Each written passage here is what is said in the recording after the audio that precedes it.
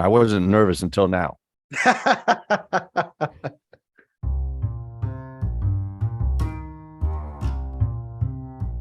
Hello, my name is Andrew Shipe. My teacher name is Dr. Shipe. I am a teacher at Pompano Beach High School, and I've been teaching for about 30 years. My favorite teacher when I was a child was probably my first grade teacher, because that was my first year in school. And I remember the first few days, I liked some things and I didn't like some things.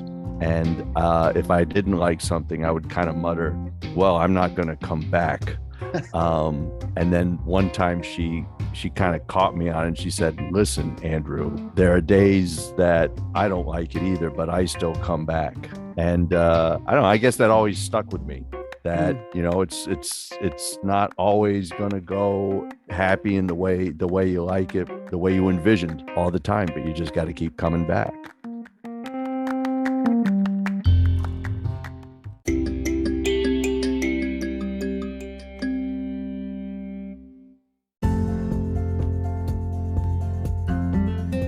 Hello, teachers from around the world, and welcome to the legendary Educator podcast, where we discuss everything related to education. I'm your host, Mr. Ramos. If you're a first-time listener of the podcast, welcome, and thanks for stopping by. Make sure you check out last week's episode with Mrs. Simon. If you're a returning listener, well then that's just fantastic.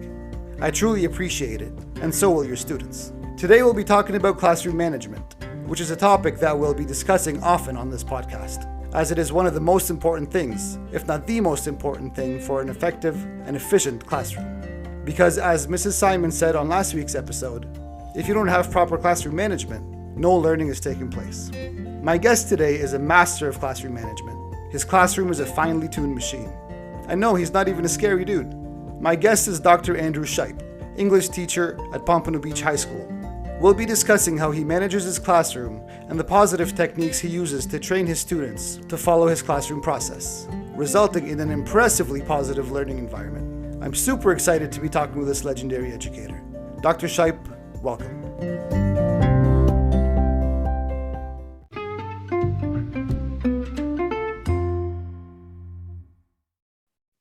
Dr. Shipe, thank you so much for coming on the podcast. Thank you for inviting me. Absolutely.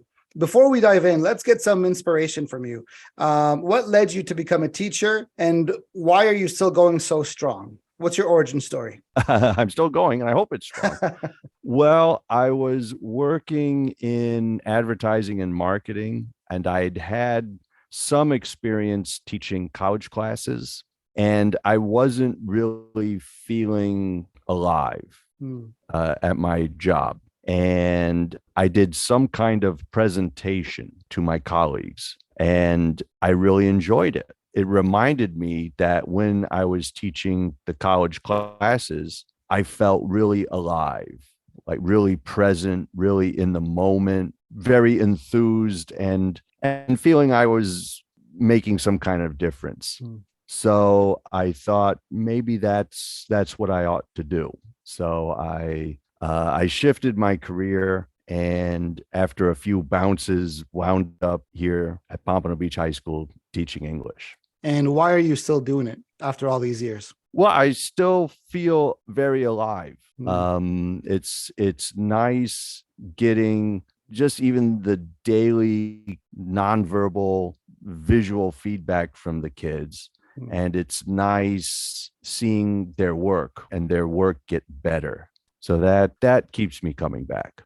Dr. Shipe, I had the pleasure of attending one of your classes a few years ago. I remember that. Yeah, while I was visiting Pompano Beach High School in Florida. And there are a couple of things that I picked up right away. And the first thing is that your students seem to know exactly what to do. So I remember the class started out in some sort of a pair work or a group work where they were discussing something or looking for some answers from their novel. And then you said something. I don't remember exactly what it was, but you gave some sort of a short and simple instruction. And then suddenly the entire class moved their desks together and they made a mock boardroom table. And I mean, this happened in a split second. Like, it took no time at all. And you started leading the class in a discussion about what I assume is what they were looking for in their books. And the second thing I noticed is that every student in your class was engaged. Every student put their 2 cents. Every student was actively participating in the classroom discussion. I noticed you did not repeat any of your instructions, only one time. No one was told, settle down or focus. Everything was calm and super systematic. How did you create this environment in your classroom? Well, a lot of that happens through repetition. So I was very fortunate. I was fortunate in general to have you visit the classroom. And I was very fortunate. It was a little past midway through the year.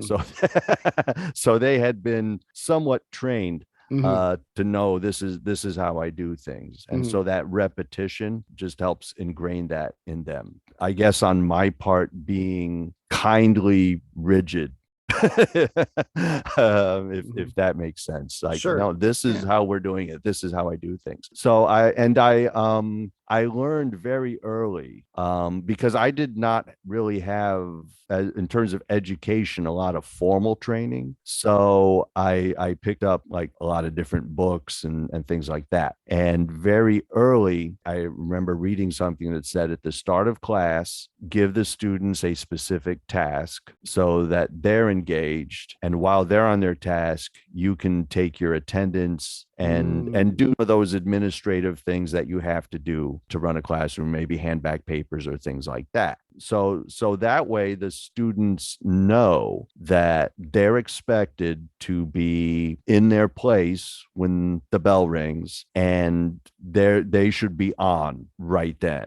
There's no, hey, I'll give you some time to get into it. Hey, let me hold the door open for 2 or 3 or 8 minutes for somebody to show up late. So they know that they're going to be on.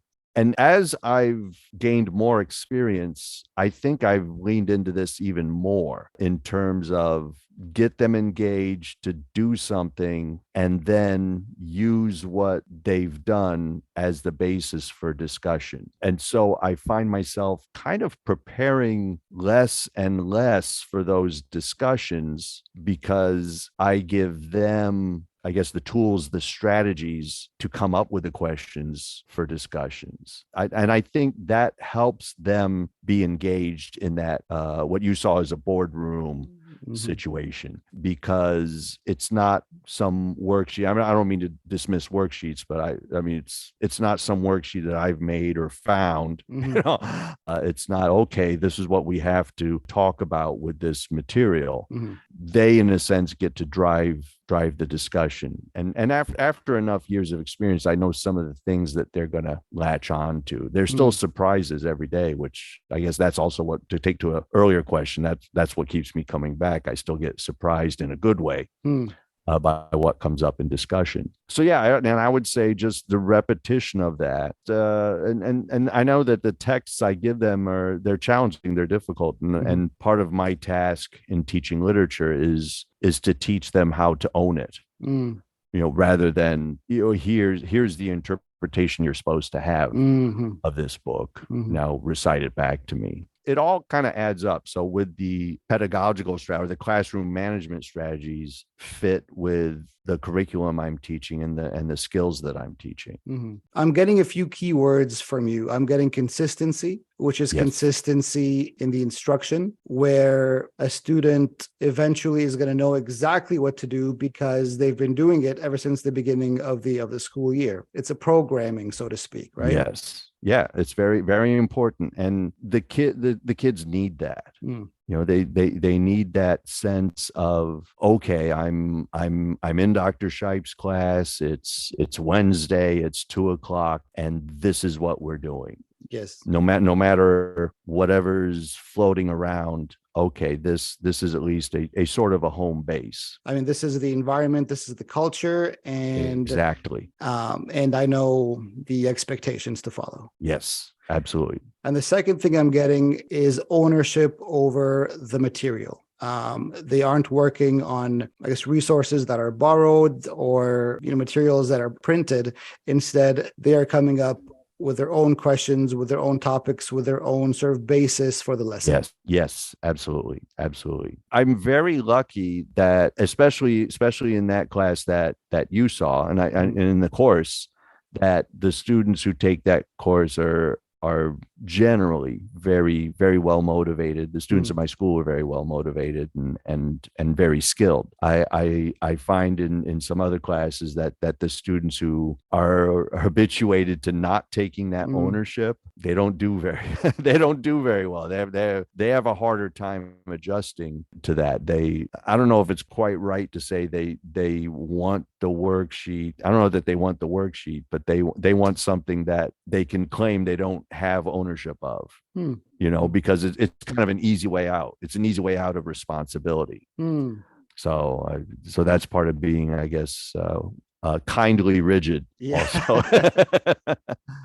Is a part of your programming, so to speak, of the students, does it involve any sort of consequences / punishments, or is it just the expectations and the repetitions, especially early in the year? Well, that's usually just a quick little one-on-one, pull a kid aside. That often is enough. A consequence doesn't have to be a formal, all right, 6 lashes. Let me write your name on the lash list.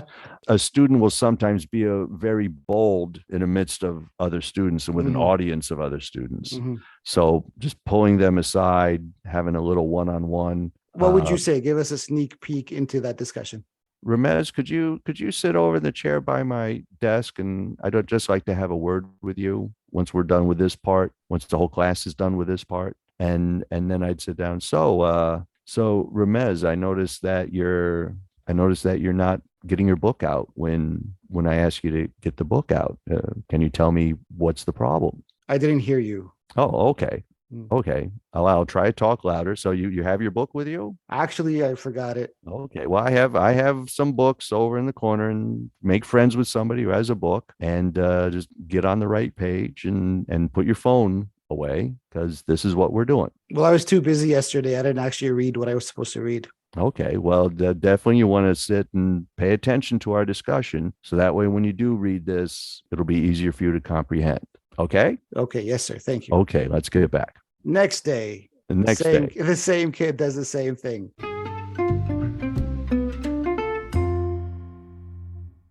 Next day. The same kid does the same thing. What do you do? Well, we have another conversation. Ramez, I notice you keep doing the same thing. After the consequences usually are the performance on tests and assignments are not going to be very good. So then I can have a one-on-one conversation with a progress report, a grade sheet, and here's the evidence, right? Let's just look at the numbers. Let's look at the data. The data show, okay, you're not doing well on your essays, or you have a 20% in homework, or something like that. I put ownership, the responsibilities on the student, and often I have. I started doing this with detentions, which I wound up having less and less, but it's very nice. And it's also an idea I found somewhere. Just 3 questions. What's the problem? What's causing the problem? And what are you going to do to fix the problem? And so for a detention, rather than just have the kid sit there for a certain number of minutes or hours, or clean the blackboard or something like that, because just time doesn't necessarily do anything. I say, hey, if you can write out your answer to these 3 questions, your detention, and we have a conversation about it. The detention can be over in 5 minutes if you take it seriously. And then you have to take this home to your parents and get it signed. So at least the kid is showing to their parents, hey, I've had a problem. We're working out the problem. I know how to work out the problem. So I would do the same thing for a student who's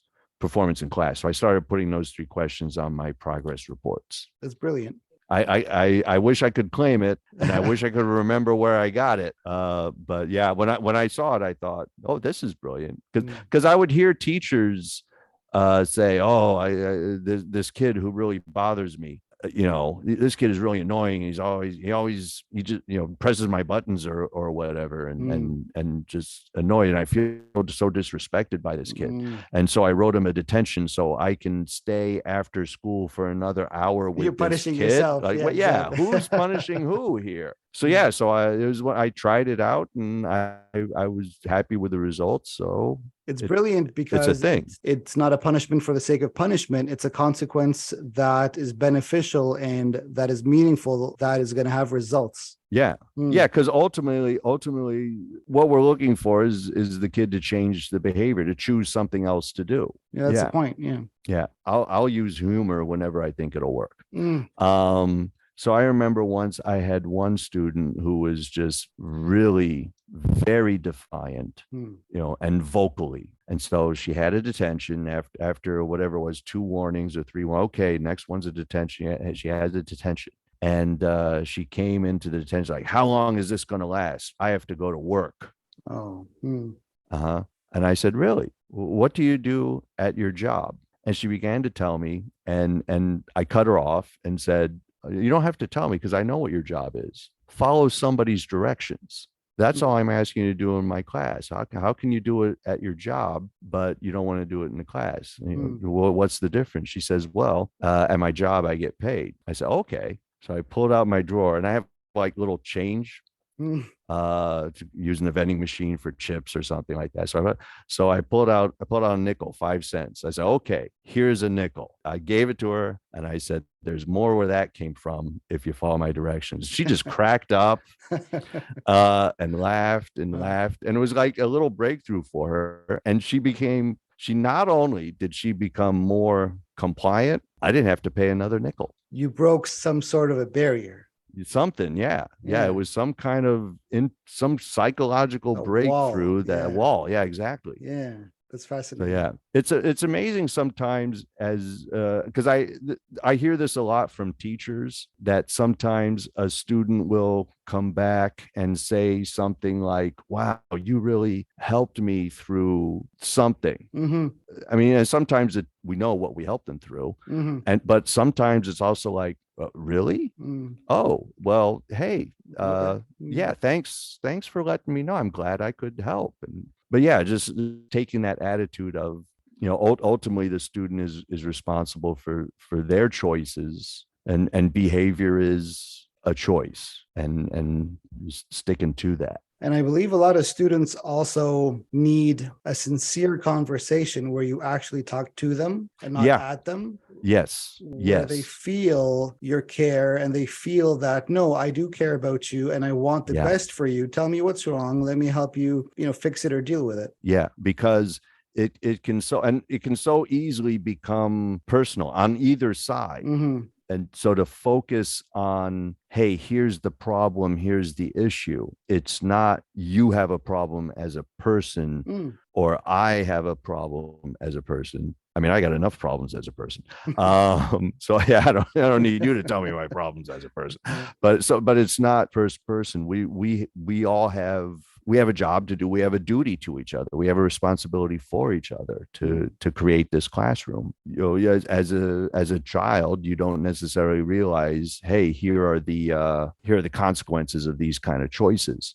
So it's part of my job to make clear those consequences, because in the quote unquote real world, no one's necessarily going to take you aside and explain, here are the consequences. That, in a sense, school is a nice experimental world. So, okay, here are the consequences you get in the classroom. They're nothing like the consequences that can happen once you're outside of school. These conversations get out a lot of the baggage that the students have, that sometimes teachers don't realize that, students have a personal life, a home life, conflict at home, conflict at the workplace, conflict with their friends or families. And they bring that to the classroom without vocalizing it, right? And they're not going to come into the class and say, hey, I had a fight with my mom today. And they carry it into the class. And I think a teacher who sort of gives the space to the student to vent or to release their baggage, they win them over, and they win their respect, and they win their trust. Yeah, absolutely. because we're not here to punish the kids. We want them to comply with our instruction for their sake. So yeah, when a student does feel comfortable and opens up about the situations, that gives us, in terms of classwork, okay, thank you for letting me. My goodness, are you talking to anyone else about this? Because I mean, all I know is English. Right. English literature. So I want to make sure that you need more than poetry. Are you talking to the counselors? If not, then well, I'm going to have a conversation with the counselors, so and now, okay, so you're having some issues at home that are preventing you from doing the schoolwork. So let's take a look at this progress report and let's see, okay, what can you do by when? I don't mind reframing deadlines and what needs to be made up and what I might excuse, like a small daily assignment. I might let me just excuse this because we're headed towards some big project kind of assignment or some big test. So let's talk about, all right, when can we get that done? And negotiation is not quite the right word, but yeah, in that kind of situation, it's okay. It's flexibility, right? Because every student is different. We understand that. And a little bit of flexibility on the teacher's end, that goes a long way. Yeah, that's the right word, flexibility. Right. So that's, I guess that's the kindness part of kindly rigid. Exactly. Knowing when to lean more toward the kindness and when to lean a little more toward the rigid. I appreciate your time, Dr. Shipe. Oh, my pleasure. You are a legendary educator, and the knowledge we talked about today is going to benefit a lot of teachers. That's what it's about. Exactly. I will talk to you again. Take care, Ramez.